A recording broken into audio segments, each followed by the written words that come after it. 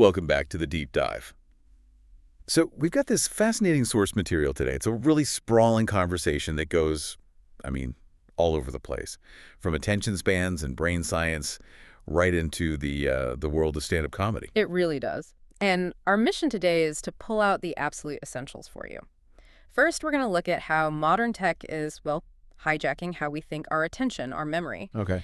Then we're shifting gears to look at what it takes, the sheer work ethic, to create something truly authentic in performance art. And finally, what all this means for, human connection. Yeah. Especially with AI just around the corner. Exactly. All right, let's jump in. Let's start with this feeling that I think everyone has right now, this digital war on our focus. The sources lay out this really interesting conflict. Yeah, it's this idea that everyone says, oh, humans have short attention spans now. But if that's actually true, how does a 3-hour historical drama like Oppenheimer make $1 billion? Right. It doesn't add up. It doesn't. Our brains haven't, fundamentally changed in the last decade.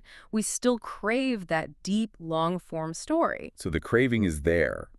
It's just the environment is working against it. Precisely. The environment is training us for what the source calls a short drip of dopamine.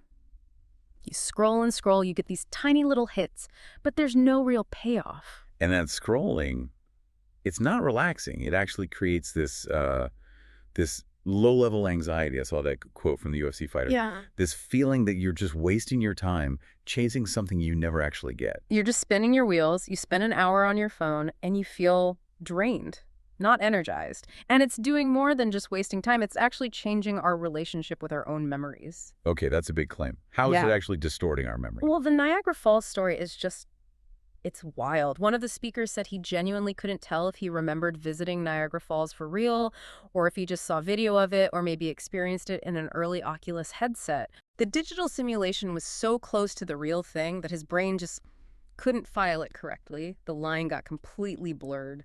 That's unsettling. I mean, if you can't trust your own memory of a vacation, what does that mean on a bigger scale? Well, it leads right into this other concept, a hardwired cognitive limit that technology is really pushing to its breaking point. It's called Dunbar's number. Right, and for anyone who hasn't heard of it, Dunbar's number is basically the maximum number of people your brain can really keep track of, like know who they are, their story, and that number is about 1,500. And that's the absolute ceiling. Your inner circle, your really close relationships, that's maybe 5 people. Then it kind of ripples out from there. But 1,500 is the limit before the system starts to, break down. And here's the aha moment for you listening. With social media, with fame, a lot of people are being forced to go way beyond that 1,500-person limit. Absolutely. And when you overload the system like that, your brain has to make choices. It starts to sacrifice what it sees as non-essential data, like remembering the name of someone you met briefly at a party 2 years ago. So it's not that you're rude or have a bad memory. No, it's that your cognitive hard drive is full. Your brain is prioritizing, and that person's name just didn't make the cut. Which perfectly explains that Hollywood thing of saying, good to see you to everyone. It's a social hack. It avoids the risk of getting it wrong. Good to see you. Works whether you've met them once or 100 times. So our attention is fractured, our memories are getting blurry, and our social circuits are just overloaded. It's a lot. Which makes you wonder, if our minds are maxed out just from daily life, what does it take to intentionally connect with thousands of people from a stage? That brings us to authenticity, and specifically, the grind of stand-up comedy. Yeah, the sources use this film, Is This Thing On, as a perfect case study. The whole goal wasn't just to make a funny movie, it was to make it feel absolutely real. No caricatures. No cartoonish people. They wanted to show complicated, real human beings who happen to be comedians. And they wear to some pretty extreme lengths to get that realism. Using real club staff, the real manager. Right, a woman named Liz. And they fill the audience with people who actually go to comedy clubs all the time. But this is the crucial part. The laughter. The laughter. They never, ever told the audience when to laugh. The reactions you see are 100% authentic. And this is key. They didn't add any fake laughter in the final mix. That's a huge risk. Most comedies are sweetened with a laugh track. Because silence is terrifying. But they were so committed to the truth of the experience, they were willing to let a joke fail on camera if that's what really happened. It was about capturing the real performance, warts and all. And that performance starts with the actor. He didn't just learn lines, he had to live the life. He really did. The prep for this was intense. He flew down to Austin, went to the Mothership Club, and performed in character as Alex Novak, trying out brand new material for the first time. In front of a notoriously tough crowd. A very tough crowd. And that was just the beginning.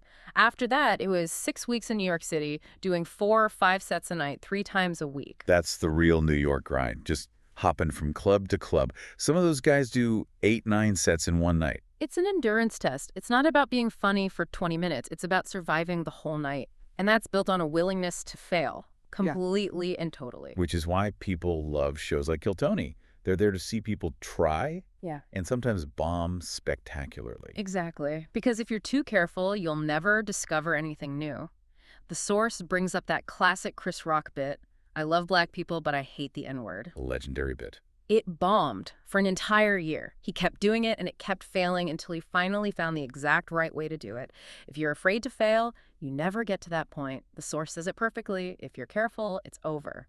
It's amazing that the culture around that has changed so much. Yeah. Back in the 90s LA scene, it was pretty dark, right? Oh, it was brutal.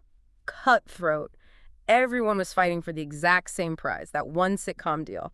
So every other comedian was your direct competition. It was, psychologically nasty. But then the internet completely changed the game. Completely. Suddenly, your friends weren't just competition, they were assets. You could do a podcast together, a web series. Collaboration became the key. A rising tide lifts all boats. And that mindset shift seems to have made everything healthier. So if that's the kind of dedication it takes for comedy, how does that translate to acting, especially when you're playing a real person? The pressure just goes through the roof. The sources say it's like night and day playing a fictional character versus a real person. Because you feel this huge responsibility. A major responsibility. The fuel for all that hard work isn't your ego. It's your duty to the family, to the legacy of the person you're playing, whether it's Chris Kyle in American Sniper or Leonard Bernstein. And that responsibility drives you to do some pretty extreme things, like the physical side of American Sniper. I mean, the transformation was just staggering. Gaining, over 50 pounds in 6 months, going from a 185 to 238. And that's not just eating ice cream. No, that's a scientific, brutal regimen, 6,000 calories a day, huge meals, protein shakes, and it was all about strength training, heavy deadlifts, no cardio. The goal was to build that warrior's presence. It wasn't just about looking bigger. Not at all. And the technical training was just as specific. Working with real SEALs, mastering the actual weapons he used, the 338, the 50 cal, even learning to calculate for the curve of the earth when aiming.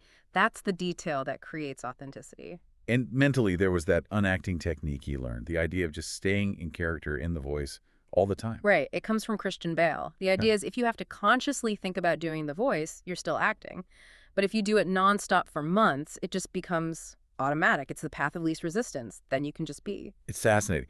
And in the middle of all this insane commitment to realism, you have the fake baby. Oh, the fake baby. It's such a classic Hollywood story. You have everyone on set trying to make this the most realistic war movie ever, and then they hand him this very obvious plastic doll. Producers were freaking out. Of course. But the director, Clint Eastwood, he just looks at it and says, I think we move on. Which is so interesting, because he clearly decided that the emotional truth of the scene, the pacing, that was more important than one flawed prop. And in a weird way, he was right. That rubber baby is now this legendary part of the film's story. It proves that sometimes the emotional core is what really connects, even if a detail is a little off. And that connection, that's what it all comes back to. Great art, great performance. It's a kind of hypnosis, a real connection. It's a high, a human high you can't get anywhere else.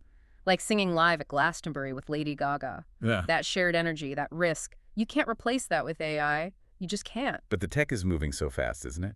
AI podcasts, AI music covers, full movies made from prompts. It's already happening. It is. And the most concerning part isn't really the art, it's the social side.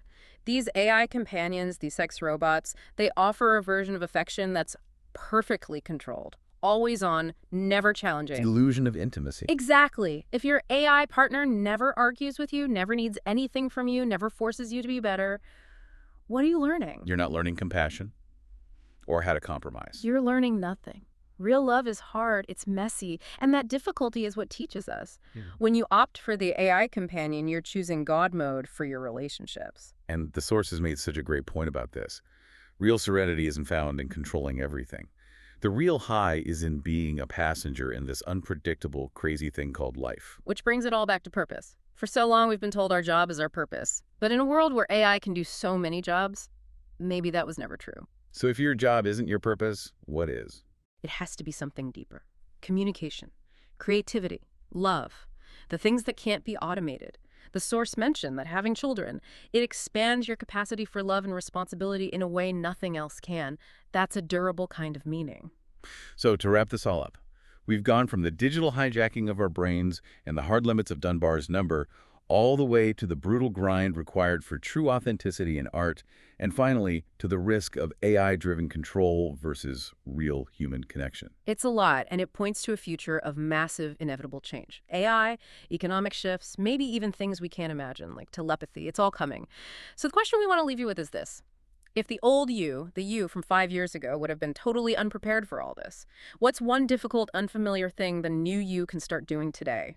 What's something that provides that real, challenging fuel for life? Thanks for diving deep with us.